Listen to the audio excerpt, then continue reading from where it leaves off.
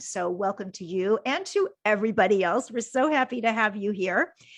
Now, back in 1970, when Gentle World founders Light and his late wife's son became vegan, there was no animal rights movement. There was no online education, and there were no other vegans that they knew of, and no word that they were aware of for what they were doing. Well, guess what? They did it anyway.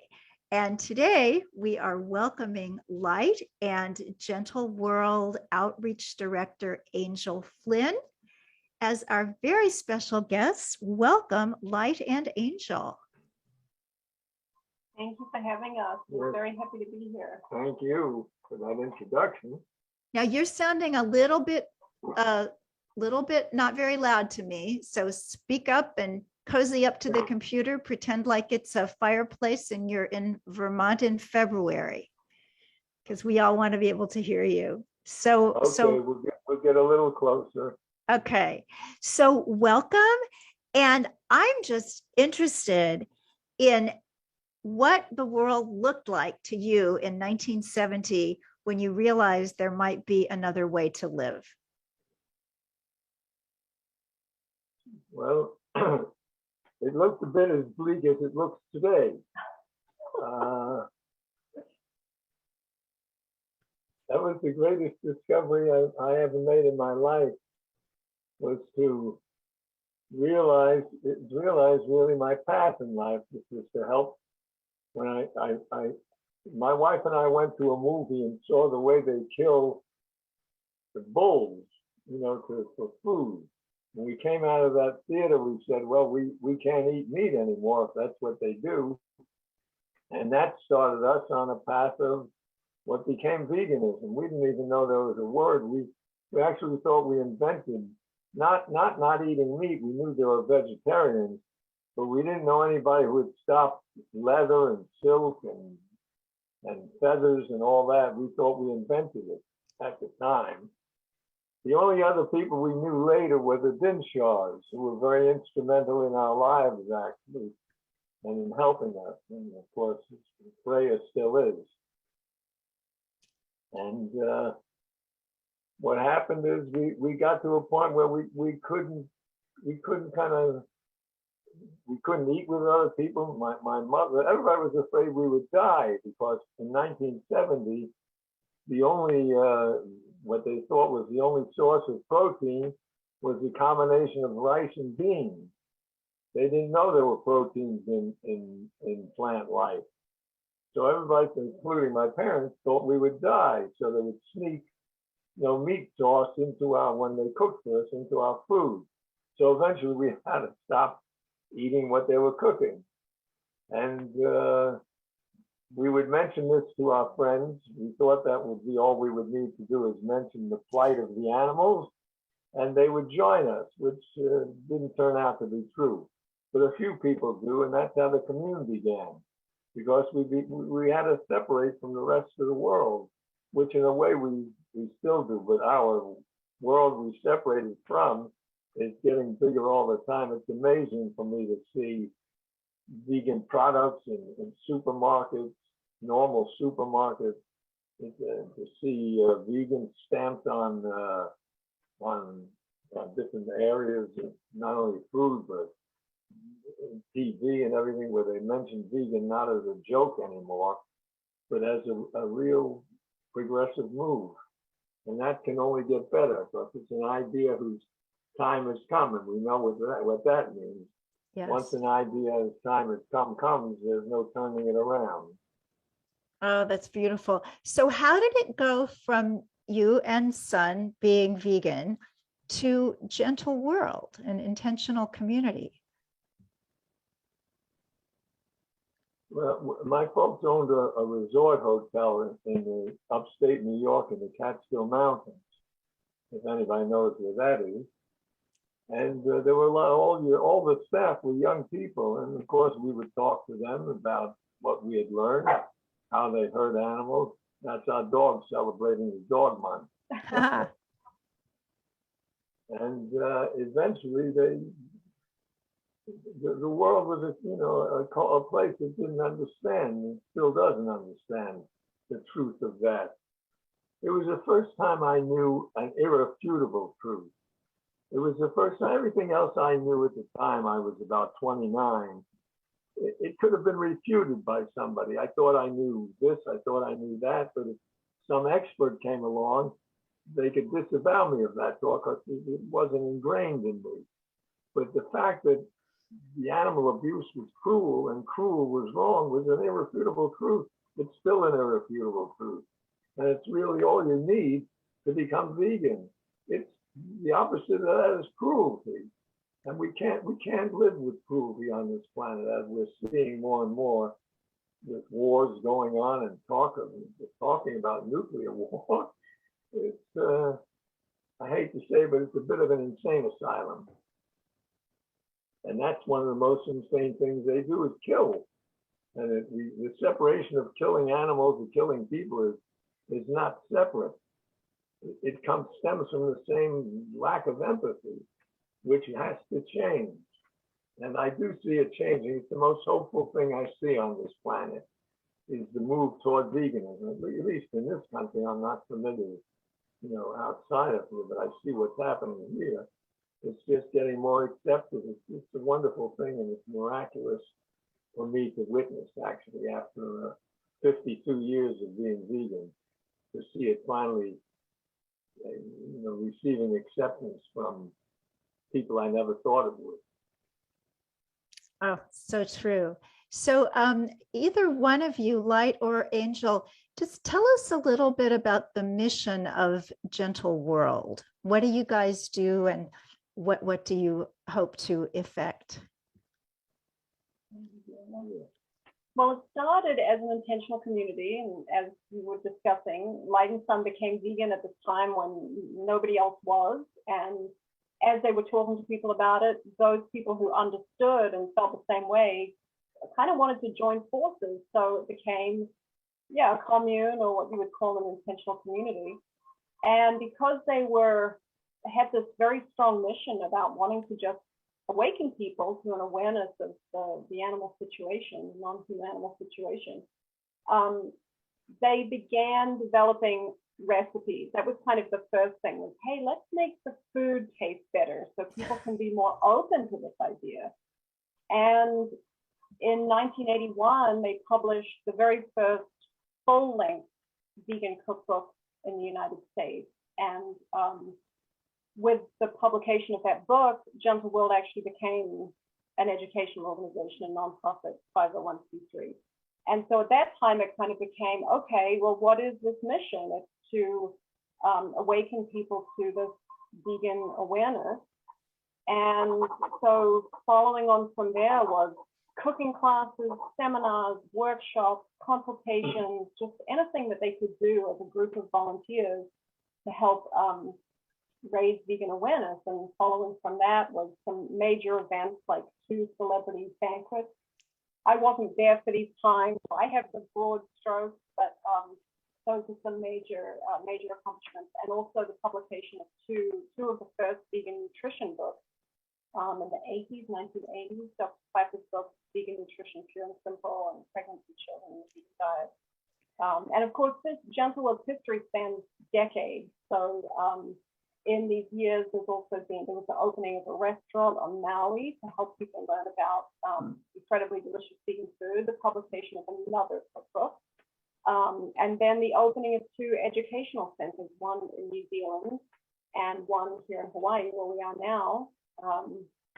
And of course, we have our website, we have a newsletter, and we have had a visitor program. Right now, it's on pause because of COVID. But for quite a long time now, we have been welcoming people here to our centers to give them, like a week or 2 weeks in a vegan environment to learn what it is to be vegan, learn how to cook, learn how to eat, learn how to garden, and just sit and talk with longtime vegans who can help them understand what it's all about. Because one of the things that's happened as veganism has grown, people are much more aware of the word, but in some ways, the original meaning of the word has become a little bit confused, a little bit diluted. And so some people come to us you know, kind of at the brink of wanting to become vegan and they don't really know what it really is. So we try to help people understand, you know, this is a really a very important, very powerful stand against nonviolence. It's a commitment to stand for nonviolence. It's a commitment against cruelty and for justice. And we try to help people understand it on that level so that when they go out into the world, they're going out there with a definition of veganism that can really stick. If I may, we became the food people. That was our approach to having people convert to veganism, was to make the food delicious. Otherwise, who was going to change? So we became the food people. We learned, at the time, we had the best vegan chef that we knew of in the whole country. Of course, now there are hundreds of them, which is it's a source of pride, and in a realistic sense, to see what's going on with the change toward veganism. I know it's nowhere near enough, but it's heartening. And it's one of the few things nowadays in the world that is heartening. So we became the food people. We made, including opening a restaurant. You know, on our door where McDonald's has that billion served, we had over our door a million saved, which I thought at the time, and still do, was kind of cute and meaningful. You know, it's amazing because nowadays people come into veganism and there's everything you could possibly want. There's ice cream, there's yogurt, there's cheese, there's all sorts of different meats, and now they're doing seafood and all these different things. But back then, there were no alternatives. There weren't really health food stores or products like that you can now buy and do it so conveniently. Absolutely. We thought we had stopped ice cream forever. We didn't think we'd ever get ice cream again, or many other things. Shoes, we had to travel, I don't know, halfway out west to get a pair of non-leather shoes. You know, the world has changed in that way, and it's one of the few good changes I see. And I believe that Gentle World brought us the first vegan medical doctor who was active in this movement in the United States. Some of you came to the Vegetarian Summerfest. It was either 1983 or 1984. I just know my daughter was in my arms, so I'm not sure exactly how old she was, but she was a baby. And everybody had this kind of scuttlebutt. There's a medical doctor here. There's a medical doctor here. Well, that turned out to be Dr. Michael Clapper.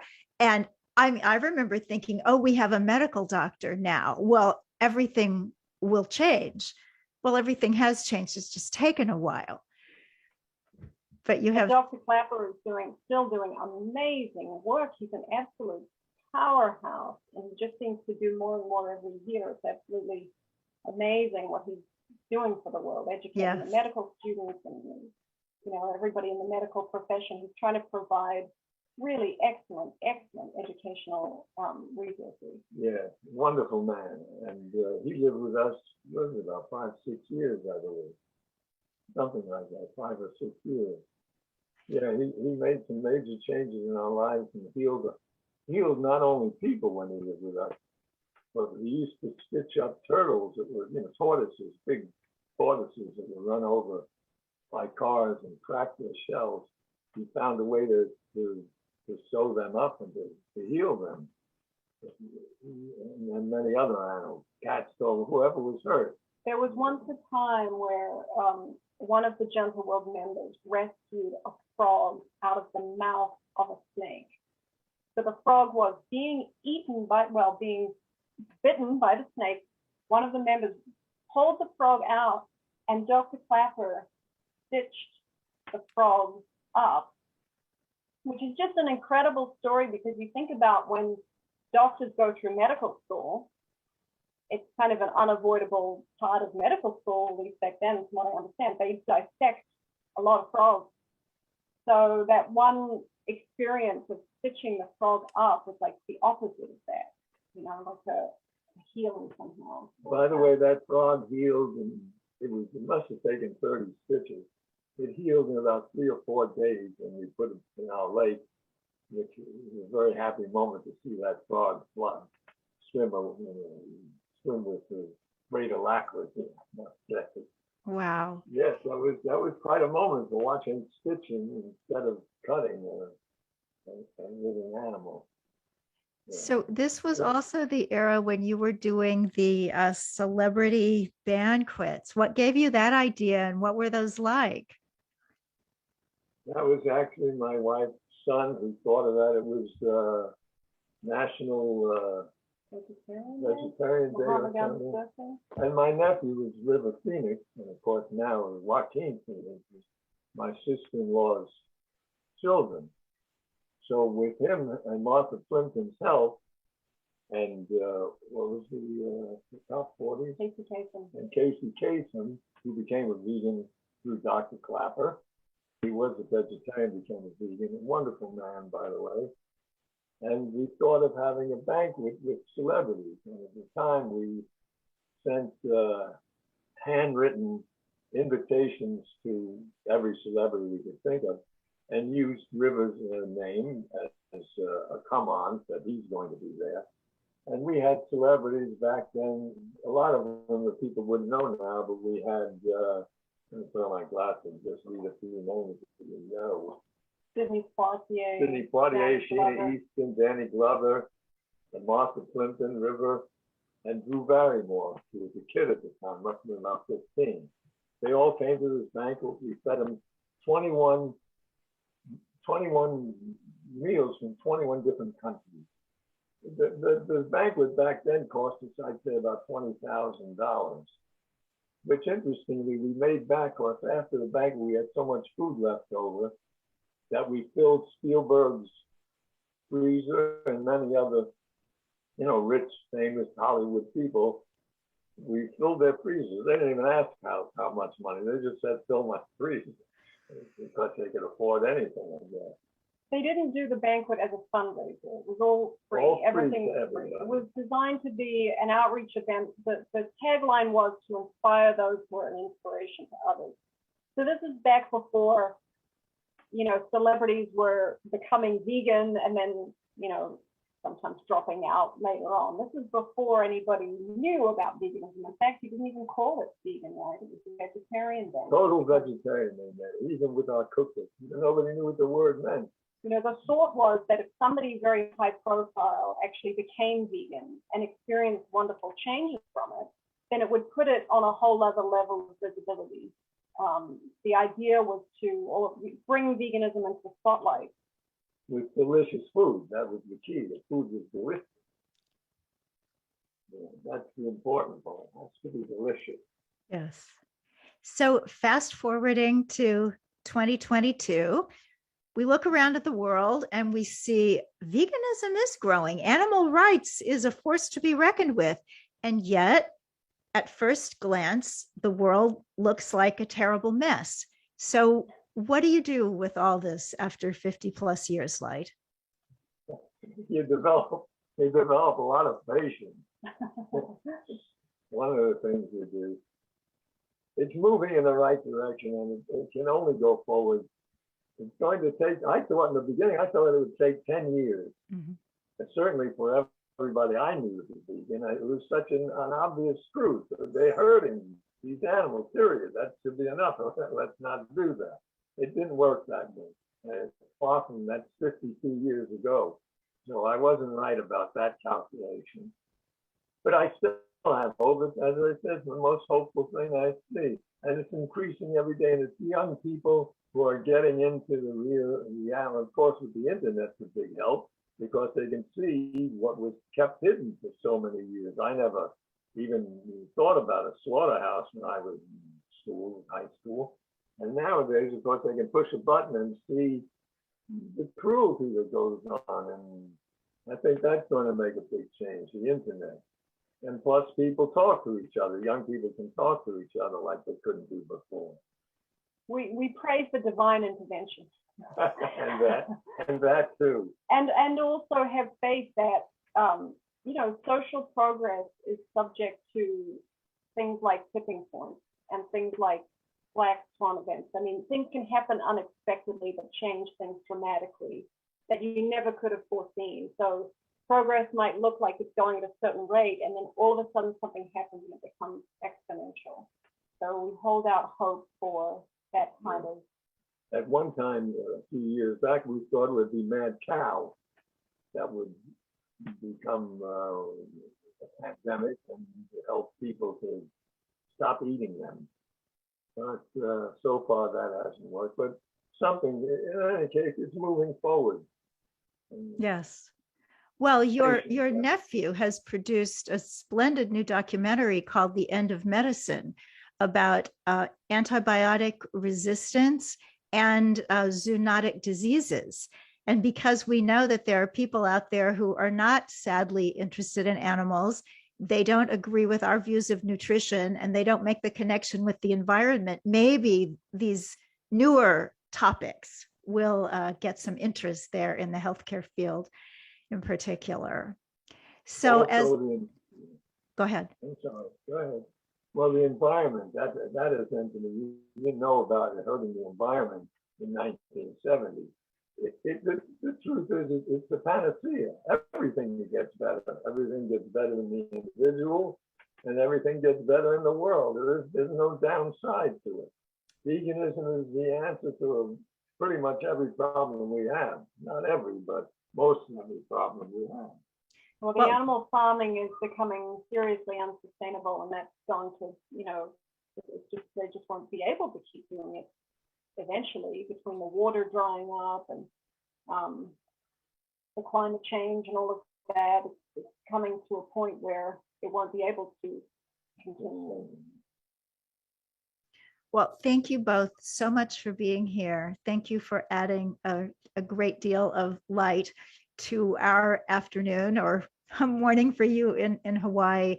Thank you for all that you do. And I hope that you can stay around with us until the end. And if you do have to leave, we just wish you every kind of blessing, and may Gentle World thrive and prosper on into the future. We will stay around, but I want to leave you with something I wrote everything's a long time ago after a certain age. It's something I wrote a long time ago. If you would walk toward truth. If you would lead the way. It's so long ago, I don't remember it. If you would lead the way, walk toward truth, for there are those who follow, guided only by your footprints. Thank you. I'll leave you with that, but we will hang around. And thank you for the beautiful service. It's very uplifting and empowering. So we're grateful for it. Yes, thank you. Oh, thank you so much. And thanks for all the inspiration.